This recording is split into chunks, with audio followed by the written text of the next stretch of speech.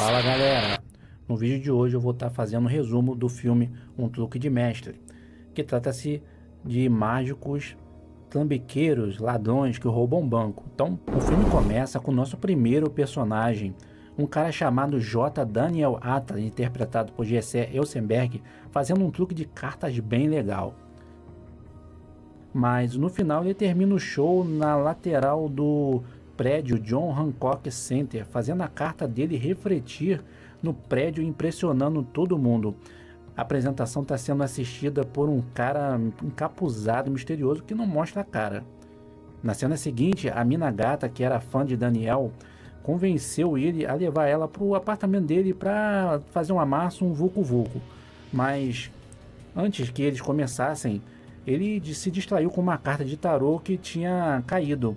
A carta que estava apresentada ali era a carta dos amantes. Aí a gente vai para um restaurante e conhece o Merritt McKinnon, interpretado por Woody Harrelson, que é um cara que hipnotiza as pessoas na rua. Ele mostra o que sabe num casal que são vítimas dele. Primeiro, ele hipnotiza a esposa para ela não falar nem se mexer, enquanto ele entra na mente do marido e adivinha só, descobre que o cara está traindo a mulher com a irmã dela. O Merritt então rouba $250 do cara e hipnotiza ele de novo para esquecerem de tudo. Enquanto ele estava arrumando os cartazes dele, ele achou a carta do tarô do eremita. Está numa balsa em Nova York e conhece o Jack Wilder, David Franco, que é um cara que faz mágica de rua para ganhar dinheiro. Ele desafia os outros para adivinharem como ele entorta uma colher com a mente. Um cara acerta e o Jack paga ele, mas depois rouba a carteira dele. O Jack sai correndo e toma com um cara misterioso de capuz que coloca uma carta de tarô da morte no bolso dele. Aí, os quatro mágicos se encontram num apartamento abandonado em Nova York. O Daniel e o Henley ficam surpresos porque eles já namoraram. O Jack chega e diz que é fã do Daniel. Ele abre o apartamento com um pé de cabra, mas não tem ninguém lá dentro. Só tem os projetos de uma máquina incrível que eles sabem que pode fazer eles ficarem muito famosos e ricos. Um ano depois, os quatro mágicos são uma trupe famosa chamada Os Quatro Cavaleiros. Eles são patrocinados pelo magnata dos seguros Arthur Chrysler. Eles estão fazendo um show em Las Vegas. No final do show, eles anunciam que vão roubar um banco. A multidão fica animada e tem um monte de voluntários que querem participar do roubo. O Daniel diz que vai escolher um voluntário aleatório. O Merritt, a Henley e o Jack circulam com tigelas de bolas de ping-pong.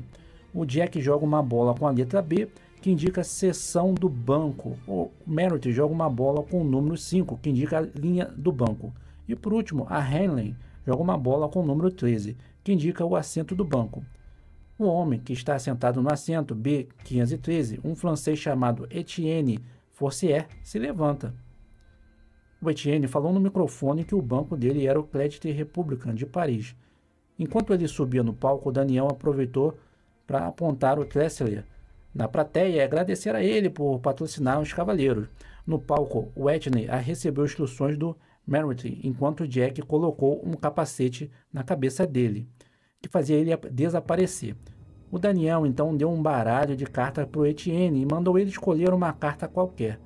Ele fez o Etienne assinar o cartão que ele escolheu, um dos dois de copas, em inglês. A trupe então fez aparecer uma máquina de teletransporte no meio do palco e mandou o Etienne entrar nela. O Merritt lembrou o Etienne que eram 11h50 em Las Vegas e 8h50 em Paris, então o banco dele ia abrir há uns 10 minutos. Eles ativaram a máquina e o Etienne simplesmente sumiu do palco. No mesmo instante, o Etienne apareceu no cofre do banco dele em Paris. Ele viu uma pilha de dinheiro no meio da sala, no valor de uns 3 milhões de euros, mais ou menos assim. O Daniel mandou o Etienne colocar o cartão que ele assinou no chão, no meio da pilha do dinheiro, junto com o canhoto de ingresso do show. Ele então mandou o Etienne apertar um botão no capacete dele. O botão ativou um aspirador que sugou toda aquela pilha de dinheiro que estava ali. No mesmo instante, o Etienne aparece no cofre do banco dele em Paris. Ele vê uma pilha de dinheiro no meio da sala, no valor de uns 3 milhões de euros. O Daniel manda o Etienne colocar o cartão que ele assinou no chão, no meio da pilha de dinheiro, junto com o canhoto do ingresso do show. Ele então manda o Etienne apertar no botão no capacete. O botão ativa um aspirador que suga toda a pilha de dinheiro. Minutos depois, os funcionários do banco chegam para trabalhar e abrem o cofre. Olhos ficam chocados quando descobrem que o cofre está totalmente vazio, só com o cartão e o canhoto do ingresso do show. Enquanto isso, o dinheiro dele está sendo jogado na multidão de Las Vegas, que vai à loucura.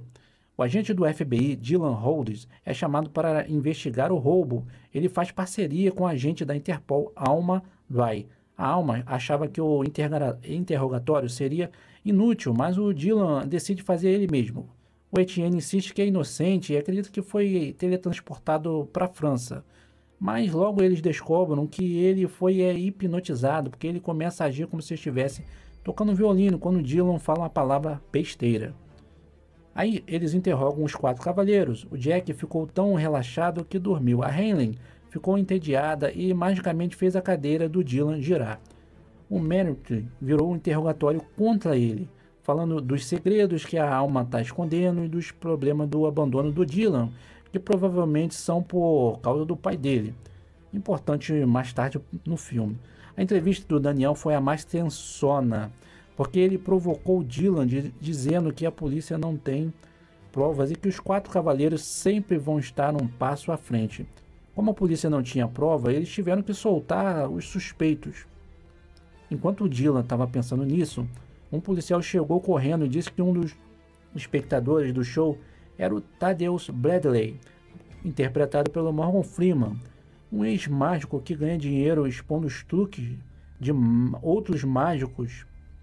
O Thaddeus tinha gravado o show e descoberto como o roubo foi feito. Ele levou a polícia de volta ao palco e colocou o Dylan no lugar do espectador voluntário. Thaddeus recusou e foi embora.